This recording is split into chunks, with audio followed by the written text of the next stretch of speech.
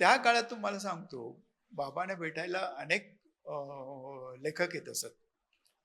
म्हणजे त्यांच्या जयवंत दळवी, शन्ना नवरे, चंद्रकांत काकोडकर, वसंत सरवटे, मधुमंगेश कर्णिक वगैरे. तर ह्या सगळ्यांशी बाबांशी खूप चांगली मैत्री झाली.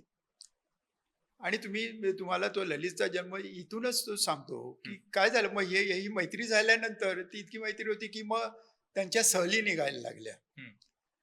मग वेगवेगळ्या ठिकाणी जायचं, शनिवार रविवारी एक दिवस राहायचं शनिवारी वगैरे, किंवा एक दिवसाची पण सहल असायची. तर एकदा विहार लेकला ह्या सगळ्या मित्रमंडळींची सहल गेली होती.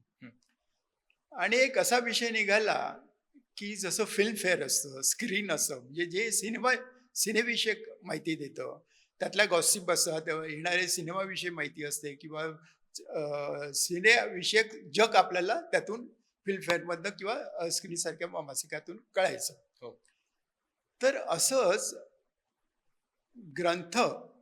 ग्रंथव्यवहार, लेखक, त्याची निर्मिती याविषयी एखादं मासिक का सुरू करू नये, की ते ग्रंथाविषयी सांगेल, लेखकांविषयी सांगेल, प्रकाशकांविषयी सांगेल, निर्मितीविषयी सांगेल, विनोदी सदर असावं असं त्याच वेळी ठरलं.